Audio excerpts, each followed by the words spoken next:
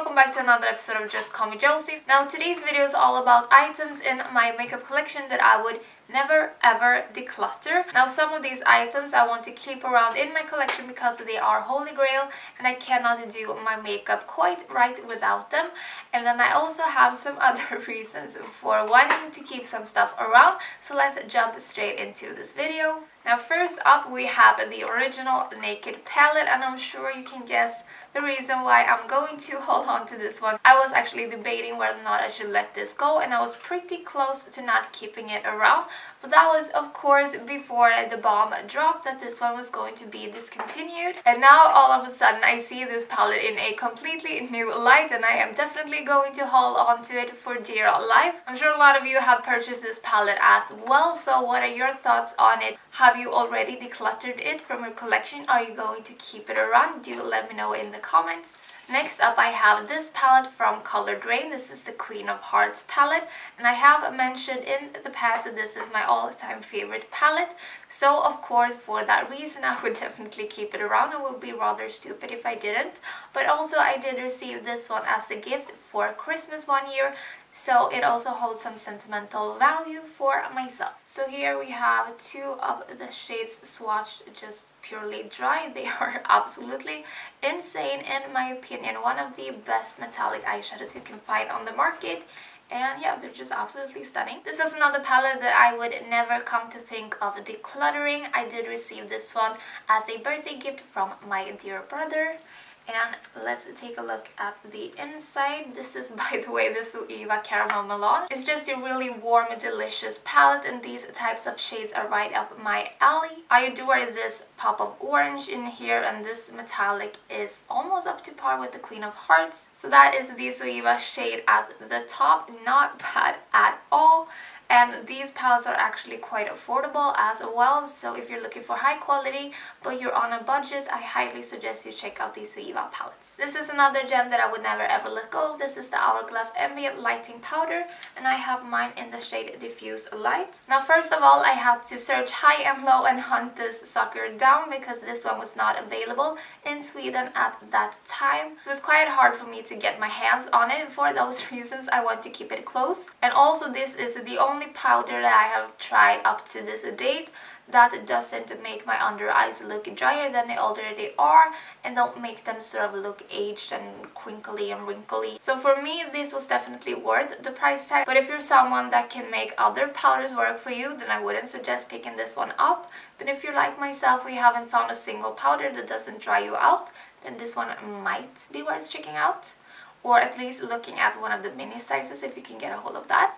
Now this primer from Charlotte Tilbury is rather new to my collection, but it has really quickly become my holy grail primer. I just adore this thing so much because of the way it makes my skin look. I feel like this product really helps my skin to get from really tired and gloomy to something really radiant and fresh looking, and I do definitely need some help with that in the mornings. So I have the shade 2 by the way, and there is a blended out swatch on my hand. So now most of my products have been on the more higher end side, which might indicate that that is why I'm holding on to them. But then there is this, and this is pretty darn cheap.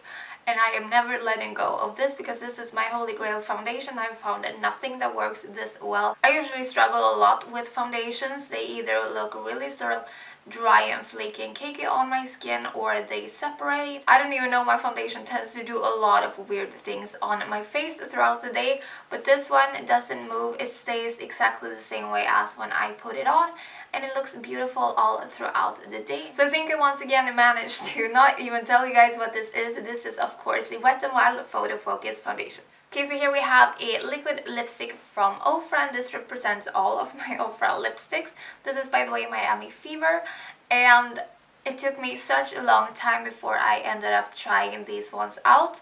One of the reasons was that I could not for the life of me get my hands on them. And I was so frustrated sitting over here in Sweden not being able to try this out, because I feel like this was the first type of formula that people started talking about that didn't dry your lips out while still being a matte liquid lipstick that dried down. So that was quite revolutionary at the time. And because it was so difficult for me to even get my hands on these, they felt rather special once they did arrive, almost like little unicorns. So yeah, for those reasons I am not letting these go.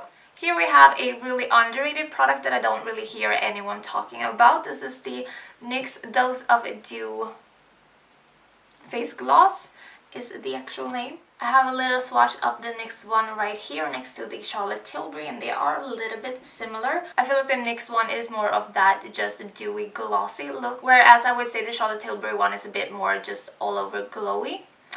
That probably doesn't make any sense at all. It's really hard to explain the difference, but hopefully you can tell on the hand, because this one just looks so natural. It could actually pass as your own sort of sweat almost. So yeah, I really enjoyed this product. Next up we have this lipstick from the Disney and Colourpop designer collection. So this is fairly new, and this is in the shade Ariel. And this I'm going to keep around because it is in fact limited edition. Now I usually don't even bother purchasing limited edition stuff. Yeah, I don't really get limited edition, and usually it just makes me mad, so I try to stay away from limited edition stuff. But this one sucked me in, probably because it's a Disney and it's Colourpop, and Colourpop is my favorite brand. So I can see the appeal with limited edition stuff, absolutely, because they are usually of a different design that can be rather intriguing. So here you have a swatch of the shade Ariel from Colourpop. And the last product that I will not declutter from my collection is the Boy Brow from Glossier. This is the only brow product that I have found so far that I can wear on my eyebrows, even if I'm wearing absolutely nothing else on my face. This one still manages to look natural and not weird, even though there's no other makeup, and for that reason I really love this one. And this one is pretty much on my face every day. I just feel like I need this one around to get me through my days, so this one will definitely not be decluttered. Okay guys, so those were all of the products that I cannot see myself decluttering anytime soon, or probably ever, from my collection. Do feel free to subscribe, I would love to have you on board, and also don't forget to give this video a thumbs up before you go, and hopefully I will see you guys in my next video. Take care until then, bye!